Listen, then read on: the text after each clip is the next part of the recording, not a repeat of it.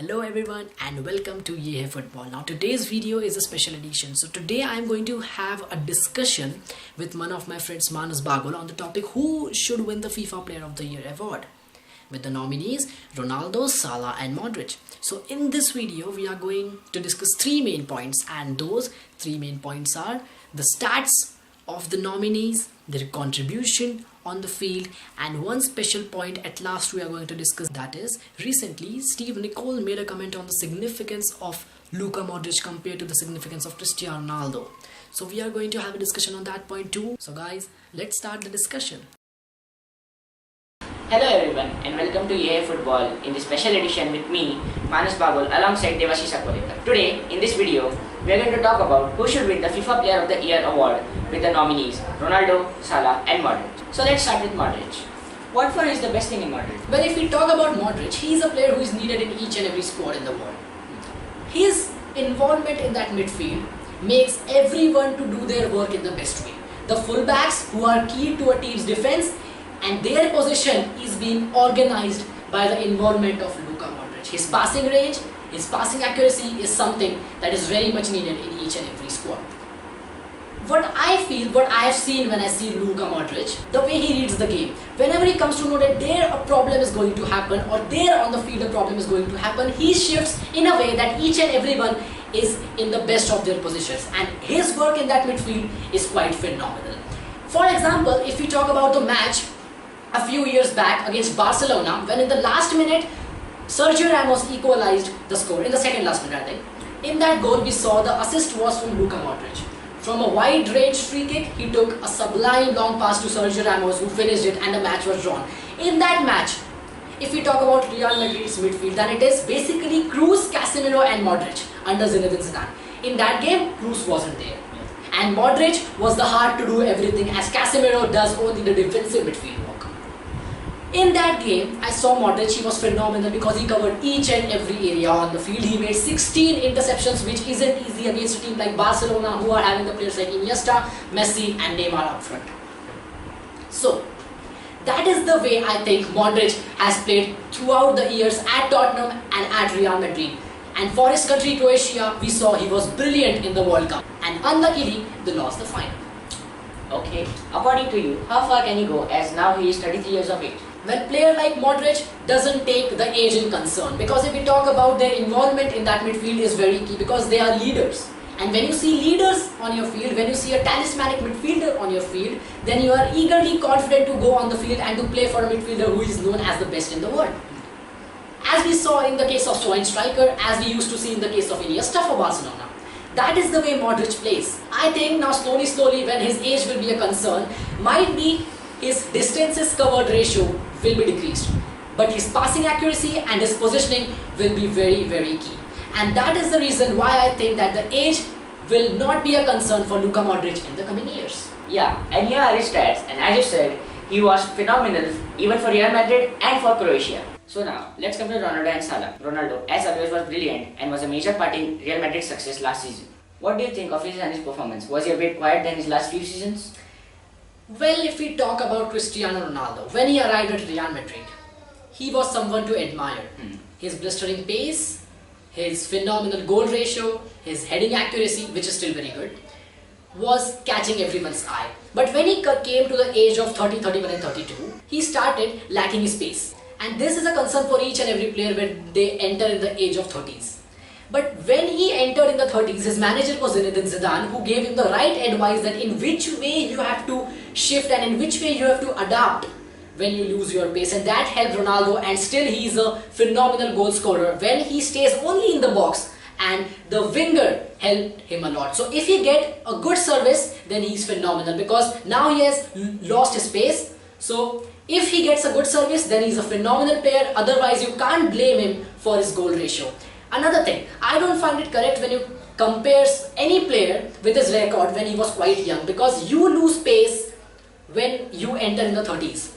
So you are not supposed to compare anyone, any player apart from Cristiano Ronaldo. Yeah, and here are his stats which prove that he was a major part in Real Madrid's success in the Champions League for the third time in a row. So now, let's come to the man who attracted everyone's attention and is now arguably the most wanted man in the world, Mohamed Salah. Everything he did in his last season was absolutely sublime. Do you think he can reach the same numbers as the last?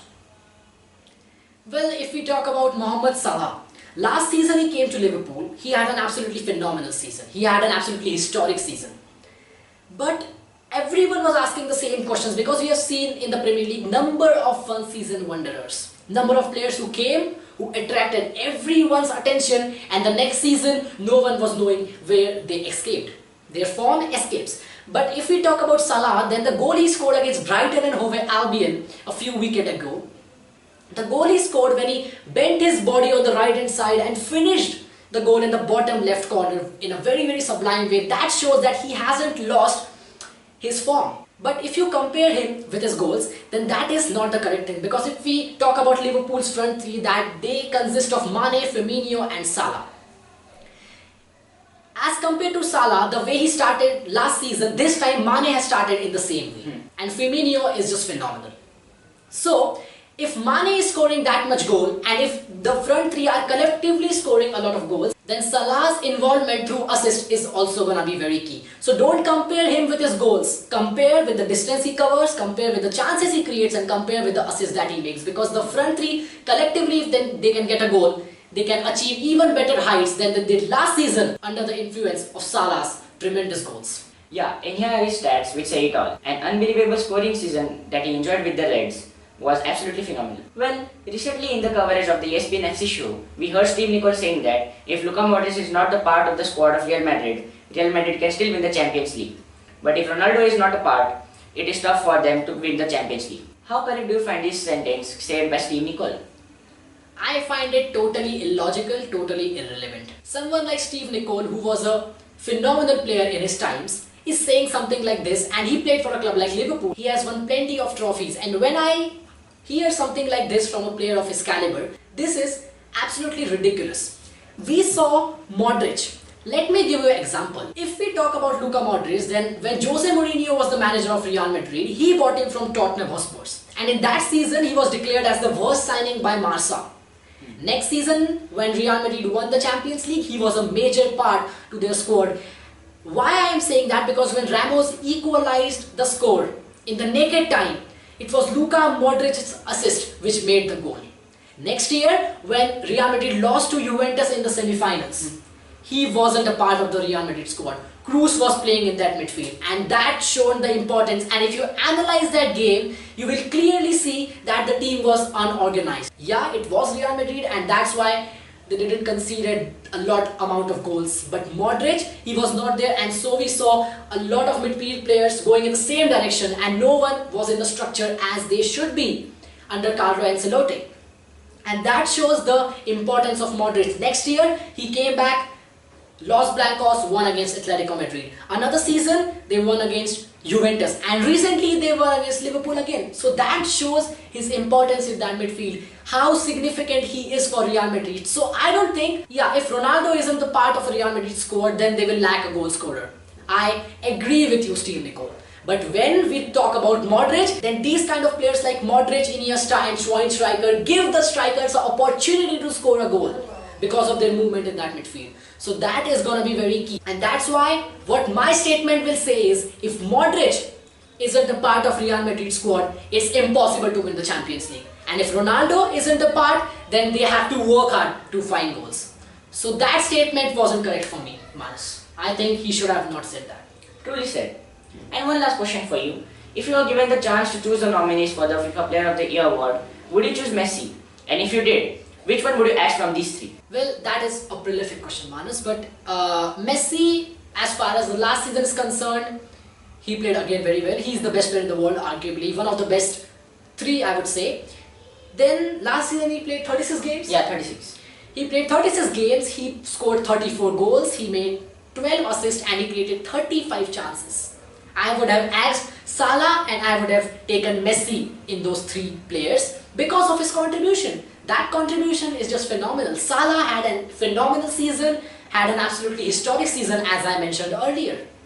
But still, he scored a lot of goals. The assist ratio was not better than Messi. Messi created more chances, scored plenty of goals, and again he was one of the most influential players for Barcelona after they lost Neymar to Paris Saint-Germain. So he and Suarez played really well, but I would have definitely chosen Messi after seeing his stats and after seeing his performance last season by not taking Salah there, because he wasn't that good for me.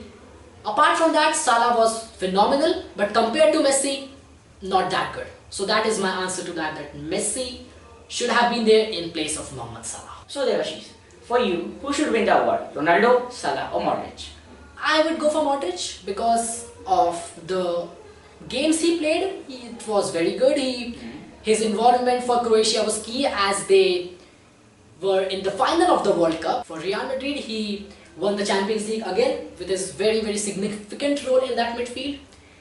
Why I'm choosing Modric? Because Ronaldo was again prolific, Salah was historic. But Modric, what he does, why players like Salah and Ronaldo can score a lot of goals because of Modric. And not only that part, but Modric was brilliant in the World Cup, was prolific for Real Madrid, and his influence was very key. It's great to watch him in that midfield, and so I will go for Modric, with all due respect to all the three players for reaching in that nominee spot. So that's it, Devashish. Thank you. Well, today we invited Manas in the show and he asked me some very good questions. So don't forget to watch Who Wins It on 24th September. Let's see who wins the FIFA Player of the Year award. With that, another video comes to an end. Hit the subscribe button. If you think on what topic I should make my next video, or if you have any queries, comment down, like and share my videos as much as you can. Until the next video guys, have a great time. Goodbye. Thank you.